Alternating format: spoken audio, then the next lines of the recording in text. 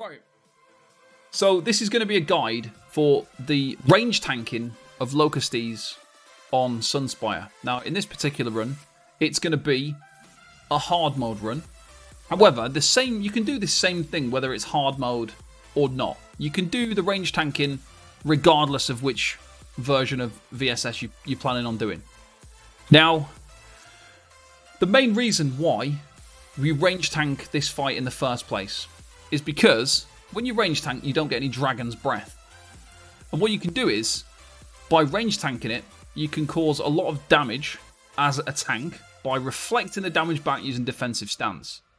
And that is much better than reducing the damage. So some people ask me, why don't you use Absorb Missile? Why don't you use a Warden using Shimmering Shield?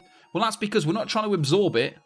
We're trying to send back the damage. So the boss is doing a projectile called Frostbolt that you can send back to him.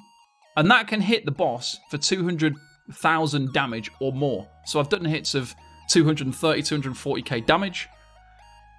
So it is possible to do a lot of damage as a tank. Now, as me personally, I've managed to hit in between sort of 15 and 20k.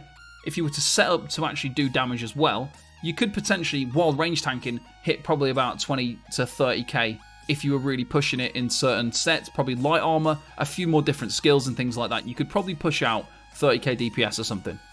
But the main function of this is not just the damage, it's because it makes the whole room safer. So you can tank at the back of the room. The off-tank can stand where the breath would be and hold the adds, so they get some cleave damage, which is really good. And the main thing overall is you can skip mechanics by range tanking. And the way you do that is by stepping forward at certain points of the fight. Now, the reason you do that is because it'll stop the tombs from spawning. So when you get the ice tombs, where people have to run and step into the ice, you can avoid having some of those if you time it right. So for me personally, in this hard mode, you'll see me stepping forward at 85%. The Dragon Breath will hit me, and then that means we skip the second tomb at the first phase. We do the same thing again. I step in around 55%, and we skip the third tomb on the second phase of the fight. And again at the end, we skip a tomb at the end. So we skip all of these tombs because we're range tanking, and we can bait the boss into doing its Dragon Breath. So by doing all of this, we skip mechanics and we spend more time damaging the boss, and we get to go straight onto the ad phase. We don't have to do the extra tombs. So that is the main thing, is we're skipping some of the tombs, we're skipping mechanics by baiting that Dragon Breath. Now, just a little bit of a thing about my setup for this. So a great way of doing this fight now is with Elemental Catalyst. And you're basically using Crushing Shock on your back bar with Elemental Catalyst and an Asylum Eye Staff. So you use 2 body pieces of Elemental Catalyst, use your front bar with Yolnahkrin on your weapons and some body pieces, the Asylum Eye Staff on your back bar, and then you're spamming Crushing Shock, because what you're doing is you're going onto your front bar, you cast in defensive stance to reflect the damage back. So when the boss spits at you, it hits you and then it goes back and hits the boss. Then you bar swap, you cast Crushing Shock, and then you bar swap, and then you cast defensive stance. And that is literally all you're doing. And then you retaunt when the boss's taunt has nearly run out, and you're just going through those 2 skills. So you're able to keep up Brittle, Elemental Catalyst, and you're able to do about 20k DPS by doing this. And it's great. Other kind of sets that you could use if you're more progressive in this sort of situation is you could use any gear set that is a ranged base set. So you could use Olorim if you're not very good at Elemental Catalyst. And with Olorim, you could use a bow, for example, and you could throw Endless Hail onto your group. You could throw a Caltrops onto your group. Any sort of like skill that you can put on top of your group, you could use that. And in this situation, you could provide that to your group. If you don't want something like that, any aura-based set is good. So your Worm Cults, things like Yolnahkrin is great because obviously it's an aura set, it's a range-based set. So anything that requires very little attention but it covers a wide area is going to be good for this fight. I'll show you now. So it's quite simple. I've already explained to you the process of this fight. Now I'm going to show you with it in action. So here we go. So we go in, taunt the boss, and then it's using a horn. Crushing Shock, just Crushing Shock in. Look, there's the Elemental Catalyst at the top. We would have Crusher, we would have had Brittle as well, but I wasn't on Brittle duty in this particular situation. We had somebody using Brittle. So we're just taunting the boss. There's the defensive stance. When the Frostbolt, you can see the boss spits at you. You can see it moves its head forward, opens its mouth. You need to have pressed defensive stance by the time that hits you. So you can see the projectile coming through the air. Your defensive stance. You don't need to ever block during this fight unless you want to be extra safe. So you can block. In situations where there's a bit of a delay, then you can see, there we go, 85% I step forward. The boss is now at 83, 82, 81. I've baited that breath. Now the boss is going to fly, and we've skipped that second tomb. The second tomb doesn't spawn. We've skipped the tomb altogether. Then we go on to the ad phase. We just cleave down all the ads. We'll skip this bit of the fight. So we're going to be going back onto the boss now. So we baited that first breath, like I say, nice and easy. Now we're going to try and skip the third tomb. We do the same again. Like I say, stamina recovery is good in this fight because you don't need to block. You only need to block if there's like a delay. So sometimes when you press defensive stance, you don't see your character actually do the animation for it. In that situation, just block as like a safety measure. But you don't need to perma block this fight. You can just defensive stance and then bar swap. Even if you're on your staff, as long as your defensive stance on your sort of board bar, when you bar swap, it's still active. Like your defensive stance is still active when you're on your ice staff, as long as you cast it and then bar swapped and the timer hasn't run out on it. So here we go again. I'm just casting defensive stance, crushing shock, taunt. That is literally my rotation. We're going through this.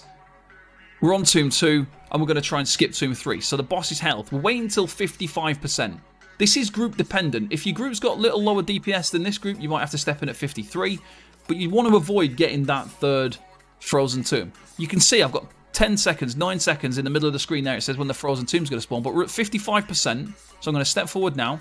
Now the dragon is forced to do the breath. You don't want to stand too close to the dragon. So you need to step closer within the breath range. If you step too close, the dragon will try to heavy attack you. So never step too close. Just take a couple of steps forward into where that breath cone would be, and then you're going to guarantee it's going to do the breath and not try to heavy attack you. It will only heavy attack if you're too close. Right, skip to the last phase. So we go, dragon's going to land again. It's just rinse and repeat at this point. We're just going to do the same thing again. So we're going to try and bait the breath at the right percentage again. We taunt it. We're close here. Look, this is breath range now. This is out. I'm not in heavy attack range, but I am in breath range. So now, stepping back, look.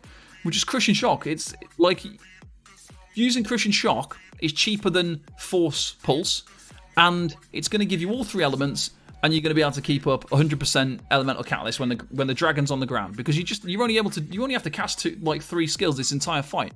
You're never blocking. You can see my magicka bar's never moving. I'm on 28k max magicka. My magicka recovery was about 1,800, and it's just never going down. So I'm able to spam crushing shock without any issues. As you saw there, I did have to block for a second there because my defensive stance didn't cast. So as a precautionary measure, I did block. But for the rest of the fight, you can see I'm not blocking at all. Now we're getting to 25%. We're going to step forward again now. 24. We're getting there. We're getting close. And then we're 21. I don't think we pushed this breath, but the boss is going anyway. We had loads of time on that one. But we kind of stepped in a little bit late that time, and so it didn't do the breath. But it was okay because we still skipped the tomb anyway because the damage was high enough to skip it. And then that's pretty much it. For the rest of the fight now, there is no more breath. You just stand at the back of the room and just keep reflecting it. So the main thing to remember is you're reflecting the damage. You're not absorbing it. You don't want something like Shimmering Shield or Absorb Missile. You don't want to absorb the damage because that means you're actually going to take damage. That means you're getting the damage at you.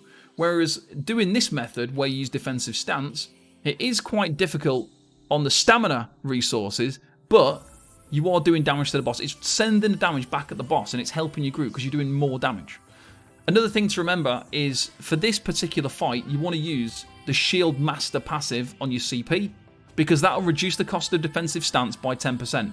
Defensive stance isn't just a reflect of projectiles, it's also a damage shield. So that gets affected by the Shield Master passive, so you get 10% reduced cost of the skill. So that's fantastic. That's going to help you sustain this really, really easily. You can use like an infused stamina cost reduction piece of jewelry, and you can use things like one piece Bloodspawn, one piece Stormfist to get a little bit of stamina recovery. Because we're not blocking, you're going to get the stamina recovery benefits as well. So all good. And then, yeah, we finish off the fight. We just, the same way as we've gone through the entire fight. So we just kind of getting all our buffs up. We're getting the group buffed up, and then we're stepping out to the edge of the room. A thing to note about the the frozen tombs is if one spawns underneath you when you're at the back of the room, you do have a second to get out of it. You just need to move out of it very, very quickly. So you can sometimes get them spawn very close to you and underneath you. You just move out of them quickly. Like, if you stand there for too long, you'll get stuck inside it, and then you'll cause a big problem for your group. But if you just move quickly, even if you stood inside them, it won't be a problem. You can move out. It does give you that couple of seconds where it won't grab you into the frozen tombs, so you have got time to move. And there we go, guys. So that is range tanking the Lokkestiiz fight.